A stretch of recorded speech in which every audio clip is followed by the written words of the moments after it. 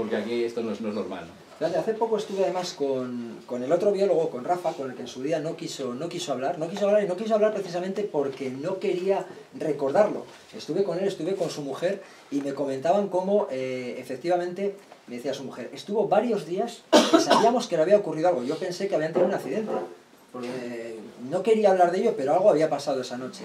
¿Qué era? No lo sé, pero tardó 2 días en contármelo y luego, ya claro, dice, pues es que esto es imposible. Pero bueno, precisamente estamos hablando de un libro en el que el imposible a veces se pronuncia y se manifiesta, ¿no? Lo podemos llamar en este caso aparición de una silueta femenina, en otros casos es la dama de Doña Urraca en el Torreón de Fernán González. Pues bueno, son de estas cosas que no explicamos tan fácil. Ahora lo que tienes que hacer es leer el capítulo con todos los detalles y luego irlos a San Sadorní, ¿eh? Y si sois testigos de algo, nos lo contáis. Que hemos ido bueno, tú has ido de noche. He ido de noche. Sí. Hoy es cierto que es un camino, ya no es Sí, lo que era en no su momento, porque hoy es una pista de cemento, está más limpio el monte, va a un pequeño picadero de caballos y tal. Ha cambiado un poquitín el terreno, pero hay que reconocer, mira, tú lo que decías antes, que vas desgranando, vas quitando todas las capas de esa cebolla de la explicación y al final te quedas con el corazón y dices, no sé qué era. La broma yo es lo primero que pensé, dije, alguien nos ha querido gastar una broma.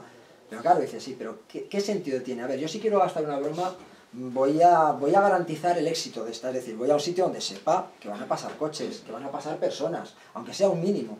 Por ese camino nadie pasaba, nadie sabía que ellos iban ahí. Ellos iban por un trabajo de la Diputación, pero no era un trabajo programado, ellos iban allí, como luego se iban al otro lado de la Peña Carria, es decir, no es nada prefijado, definido. Ponerte allí a las 4 de la mañana, una mañana heladora de enero, no tiene ningún sentido para gastar una broma. Que fuera una persona física, como decimos, tampoco tiene cabida. Entonces es que ya nos queda, pues eso, esa respuesta... No, bueno, y el testigo tampoco entre interpretaciones, o sea, es que ni se molesta, no habla de fantasmas, no habla de nada, dice, mira, nos ha pasado esto, nos entró el miedo, esto es insólito, inexplicado y fuera, no entres más historias. Bueno, cambiando un poco de tema, se me ocurre, Juanjo, que normalmente los investigadores, cuando persigues el misterio, pues nunca eres testigo de nada, ¿no? Llegas tarde, te cuentan las cosas y tú pasas allí noches o estás allí indagando y nunca eres testigo de nada. Pero es cierto que Juanjo en uno de sus capítulos cuenta algo que yo creo que...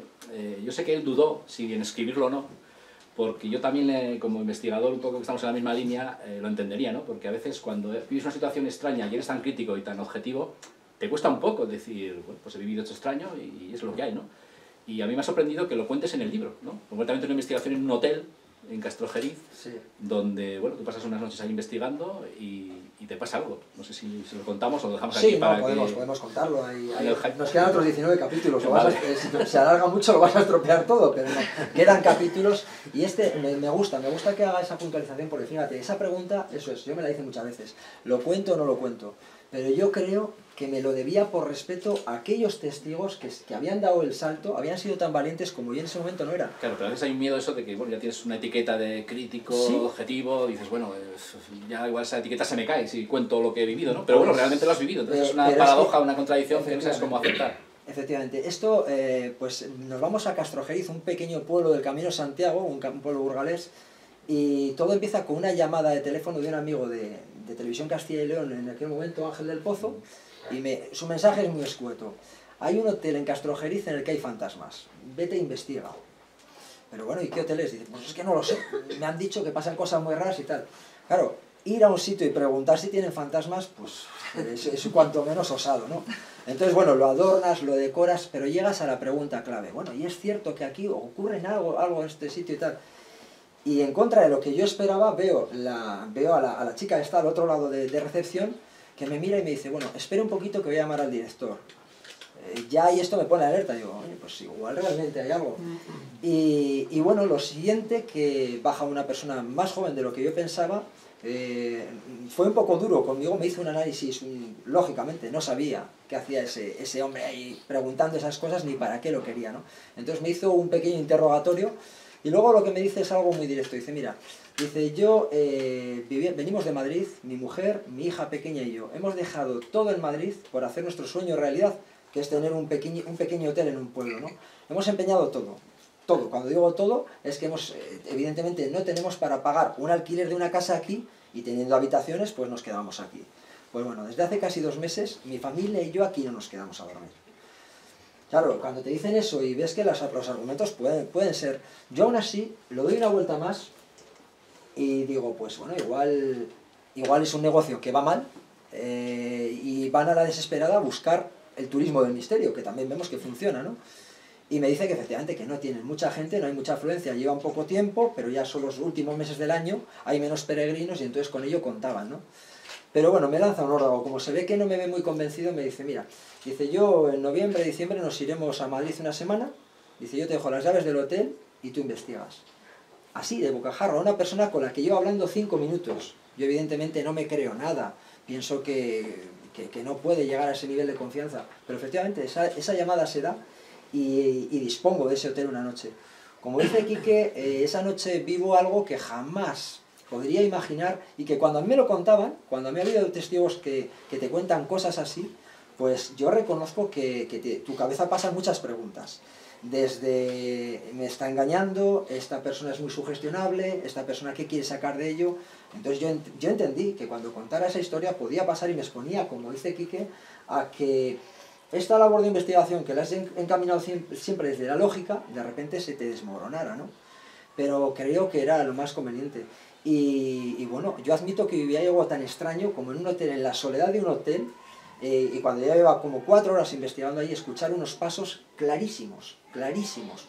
No eran tuberías, no eran crujidos de las maderas, no era... El hotel estaba cerrado, yo lo había cerrado porque quería garantizar que nadie entrara. Era mi responsabilidad lo que pasara allí, ¿no? Y en 2 ocasiones sobre mi cabeza, en el piso superior, escuché pasos. La segunda vez, evidentemente, salí corriendo en busca de ese visitante desconocido y allí no había nadie.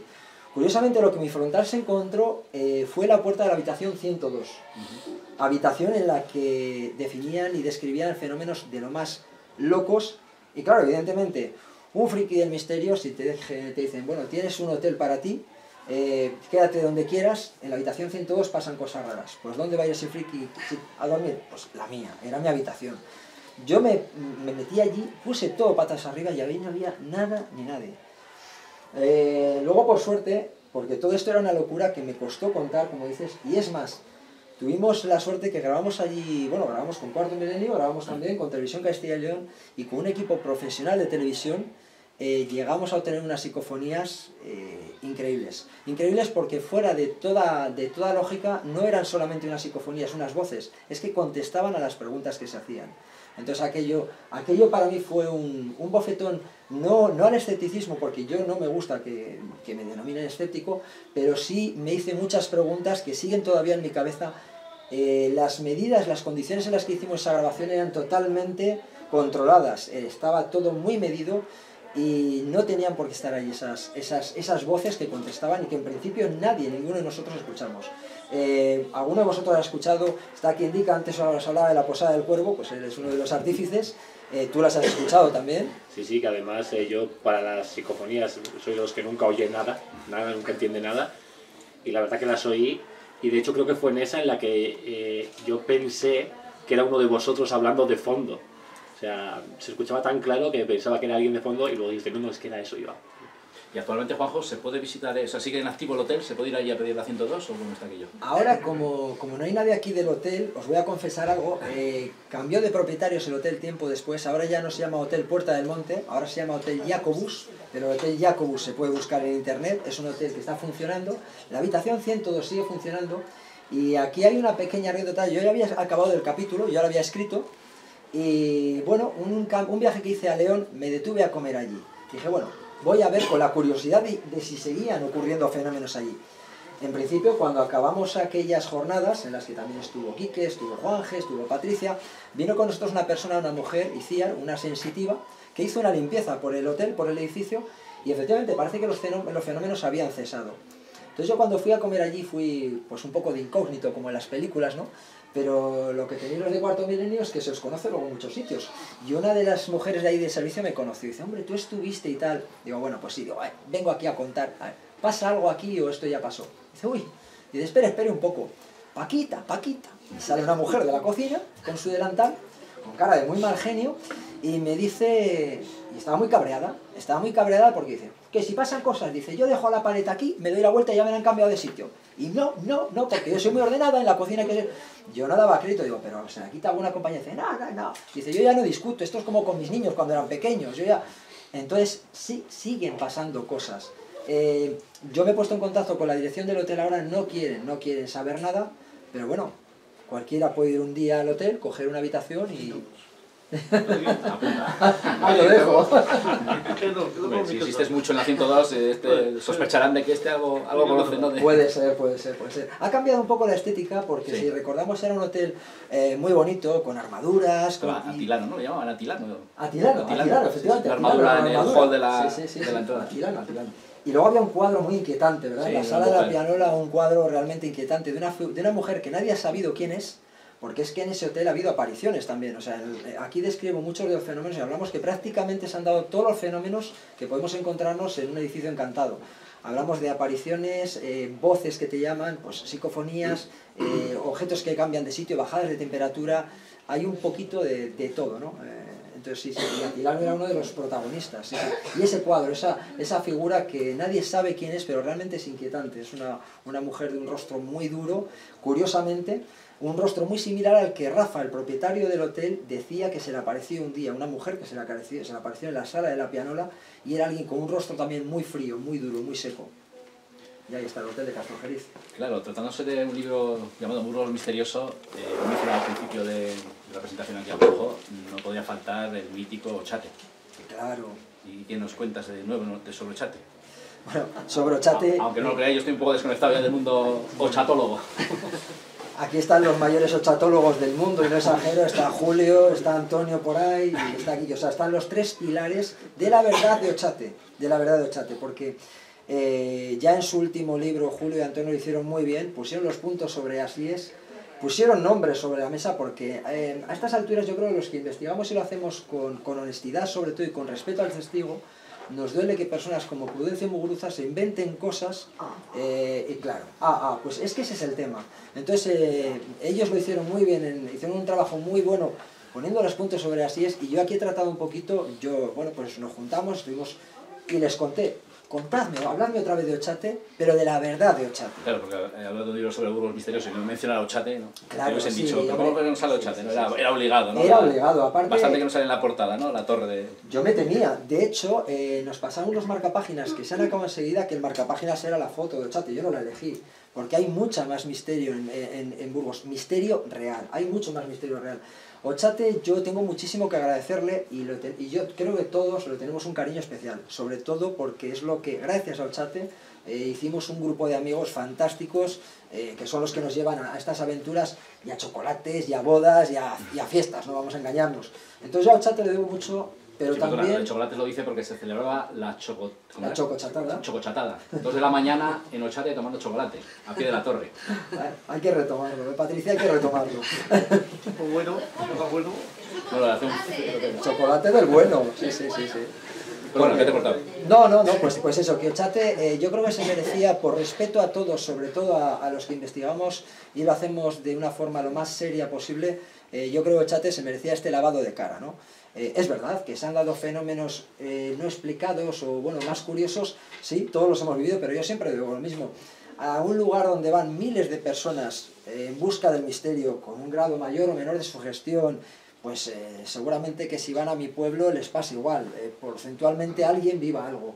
Entonces, bueno, se junta un poquito todo. Ochate tiene su historia negra, tiene su crimen real o sus crímenes reales, pero bueno, de Ochate aquí trato de dejar un poquito claras las cosas que vosotros hacéis muy bien en los otros trabajos. Acabas de mencionar la Crónica Negra, en el libro también se habla de Crónica Negra, ¿no? Has metido crímenes de la provincia de Burgos. Hay 3 crímenes en concreto terroríficos, terribles. El otro día me escribió una persona que no conozco, no sé si estará por aquí, me escribió por Messenger y me decía que el último capítulo le había dejado muy inquieto.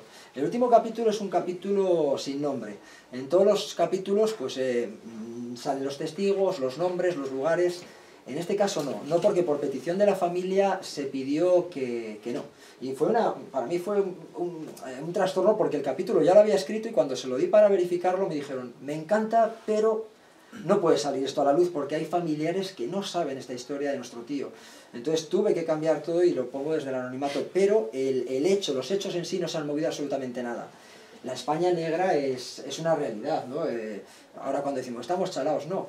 Siempre ha habido crímenes terribles. Y la pregunta que hace no mucho me hacía mi amigo David, que está por ahí, es, bueno, ¿y cómo? ¿Qué tiene un libro de misterio? ¿Por qué metes crímenes? Y yo es que la respuesta la tengo muy clara, es que yo creo que el mayor de los misterios lo tenemos en nuestra propia mente, ¿no? Y tratar de entender la mente de una persona que desafiando todas esas reglas biológicas que nos mueven para protegernos, para proteger nuestro entorno, y cometen esas atrocidades contra lo más querido en muchos casos, como se ve aquí, desafía toda la lógica y desde luego para mí es el mayor fenómeno paranormal, si queremos ver. El otro día en Netflix estoy viendo una película, no sé si la habéis visto, El Prodigio. Pues es una película donde se cuenta el caso de cómo una enfermera investiga por qué una muchacha no ha comido durante 4 meses. Entonces, lógicamente, me acordé de ti. No porque no haya comido durante 4 meses. Me acordé de ti y, salvando las distancias, porque este caso que plantea la película, que no voy a contar el final, pero vamos, no tiene nada que ver con el caso que vamos a comentar ahora. Juanjo investigaba, antes os comentaba, en el libro primero que escribió titulado La pregunta número 7, hablaba de una mujer, Amalia Baranda, que estuvo 18 años sin comer ni beber. Y no se encontró fraude, no se encontró explicación médica, en fin, es un enigma médico con mayúsculas, ¿no? Entonces, claro, al ver esta película me acordé con las distancias, ¿no? 18 años, 4 meses, no tiene nada que ver, pero bueno. Sí, además es que me llegaron varios WhatsApps recomendándome, ahora que has dicho, recomendándome por eso. Decían, oye, tú que has investigado este caso, fíjate, tienes que ver, y todavía no lo he podido ver. Sí, el caso de Amalia Baranda, yo aquí lo meto dentro de Espinosa de los Monteros. Allí la llaman la enferma o la santa de Montecillo. Montecillo porque es el pueblo donde vivió prácticamente su corta pero muy larga vida, porque esta mujer murió con 39 años, pero es que había vivido 18 años. Realmente yo en el libro destaco los últimos 15 años de su vida sin comer y sin beber absolutamente nada. Esto sabemos que es imposible a todas luces. Yo fui el primero que dije, a ver, hay unas leyes biológicas que nadie puede saltarse. Y hay unos ya controlados y sabemos que a partir del 70 día, por ejemplo, sin alimento, ya no hay nada que hacer. Se ha sido el ayuno más largo. Sin líquido, 4 o 5 días. Pero hay otro detalle muy importante que señalo en el libro, es que apenas dormía. El dormir es más necesario que comer, incluso que beber. O sea, este caso, que como dice Quique, nos llevó a 2 años, Diego nos llevó porque mi pequeña Jara creció con ese caso. Ella era un bebé y me vino acompañando con Erika y fueron 2 años y medio de recopilación de informes médicos, de cartas de la Real Academia de la Medicina, donde médicos como Criado y Aguilar, Vallejo Nájera, Pi Suñer señalaban lo imposible. Un caso realmente controlado, cerrado, o sea, investigado en su día, como ningún caso encontrado, y sin embargo que tantos años después podemos todavía reconocer que no tiene explicación, pero desde luego no tiene por lo menos una explicación reconocida. Yo recuerdo cuando presenté el libro en un pueblo muy bonito del norte de Burgos, lo hice en una iglesia visigótica preciosa, y el cura que nos abrió la iglesia estaba allí también presente, un tío un tanto hosco, y al final me dijo un planteamiento, y dice, bueno, y una pregunta, dice, ¿y si esto no es un milagro, qué es? Y es cierto porque recordé como una de las hijas de uno de los médicos que siguió este caso de cerca, nos contaba una mujer ya muy mayor, porque hay que decir que Amalia Baranda, la enferma de Montecillo, falleció en el año 36. Entonces todavía hemos conocido y conocemos gente que la conoció en vida. Una de ellas es la hija del doctor que siguió, el doctor Pinedo, que siguió con Amalia día a día el transcurso de esa enfermedad. Y nos contaba esta mujer ya mayor, nos decía que recordaba perfectamente el día que su padre llegó a casa a la hora de comer, se echó las manos a la cabeza y dijo, es que esto tiene que ser un milagro. Un científico que estaba tratando de explicar cómo había ocurrido eso. ¿Pero qué ha pasado, papá? Y es que fue algo increíble. Ese dato yo no lo tenía y en el primer libro no salió porque todavía no lo tenía, lo descubrí después. Amalia Baranda, en contra de toda la ley biológica otra vez, comía todos los días, comulgaba e ingería la sagrada forma. Algo que, dada la enfermedad que tenía, una perigastritis adhesiva mortal por necesidad, era incompatible. No era posible meter nada en ese organismo. Sin embargo, todos los días comulgaba una sagrada forma, no un pedacito, no. Se la tragaba y no pasaba nada. Los doctores quisieron hacer un experimento, llegar un poco más lejos. y pidieron el favor al sacerdote de que sin que ella supiera nada, un día darle la sagrada forma sin consagrar.